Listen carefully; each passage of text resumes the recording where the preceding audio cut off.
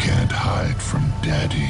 Today on review, we are looking at Twisted Metal for the PlayStation 3. Twisted Metal have had an interesting one over the last couple of decades, mainly being settled to Sony, which might it be Twisted Metal 1 through 4, or the handheld, or the great Twisted Metal Black for the PS2. Twisted Metal is a long-running series of Car Combat, and here we are now, a couple years later, with it reboot to try to bring Twisted Metal back. And the question is, did they actually pull off a good Twisted Metal game? And the answer is kinda. Called the story of Twisted Metal is you follow the adventure of three characters, Sweet Tooth, Mr. Grimm, and Dollface, which each character every couple of levels, giving you a live action cutscenes on blue screen. Like some come off darker than others, some are just cheesy and convoluted at best in some scenarios, but outside of that, of course, the story is the Twisted character entering Twisted Metal Car Combat tournament, and whoever wins will get a wish from Quipso, a devil type character, of giving them anything to desire if they can win. The only issue is that most of the time his wish granting ability is not exactly what they want, which add a great mythical story plot to the overall universe of Twisted Metal, and of course it worked here and ended perfectly fine. The issue with the story in Twisted Metal is of course a lot of the characters have been removed. The vehicles are still there, but you only have 3 characters to play as, and you have 1 or 2 that shows up in the cutscenes, but sadly you never actually get to play as them, and on top of the cutscenes, it only a handful of cases you will actually see actual voice acting. Mostly everything is dubbed over, which is perfectly fine, and hold back on the cheese factor just a tad, but bet to be grinding your teeth together a couple times out of just complete irritation and cheesiness in this. And they bring it to the game itself. The gameplay of Twisted Metal haven't really changed all that much since the original Twisted Metal. You pick up weapon, you kill everyone, you win. But they have added a few more game mode to it. Now you of course have Wasted, which you have to kill everybody by putting bombs on it, and whoever get the full plate will detonate everyone else and you will win. They will also have it where it's just straight up wasting, where you gotta get to the end of the track in 4 plates, and once you do, you kill whoever remaining. You have cage matches, which you have an area of each map be moving around at constant rate, and you have to stay in that area to fight, because if you're outside the area for too long, health will be drained. And then of course you have the straight up deathmatch combat. But that's not just the only gameplay you have in Twisted Metal. The way they handle life in there, in fact Twisted Metal, you will have how many life to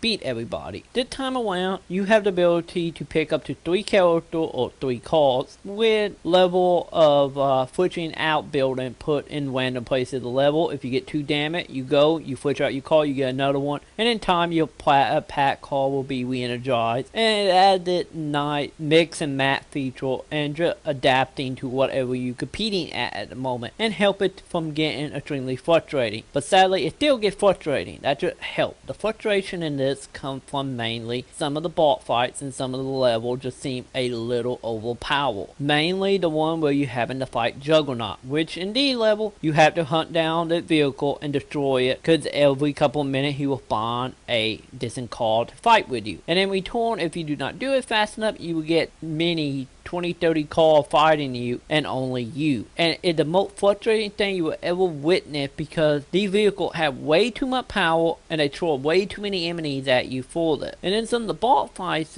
don't get me wrong, they are interesting boss fights. Might it be fighting a mech, fighting a giant truck. They are nice to look at, and overall gameplay mode, it's just some of them are a little convoluted for what you need to do for the boss fight, and drag on a bit too long. But outside the single player of Twisted Metal, you have multiplayer. With multiplayer, carry over pretty much everything from this, with all the vehicles, all the levels, and this is where Twisted Metal shines. Twisted Metal have over 12 maps here, which every map can be modification down to if you want to block off certain parts of the map and take all that information online. You can change out weapon, map location, vehicle setting, so on. It add a great sense of customization when it comes to this. The only real issue here is some of the game mode from the single player do not carry over, such as cage match and racing. This is mainly just straight up deathmatch overall. But as far as offline co-op here, of course you have up to 4 player split screen, which we haven't seen in a while, which had the same ability as online setting up game. And overall the game is fun if you got friends to play with, or you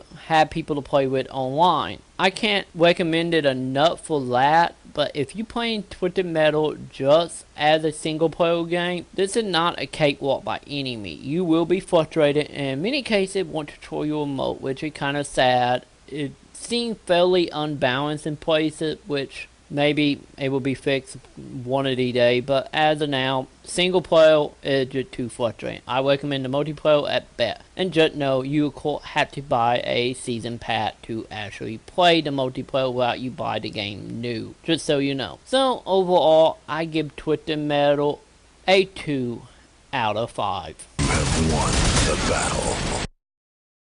We shall tear down your tower of sin!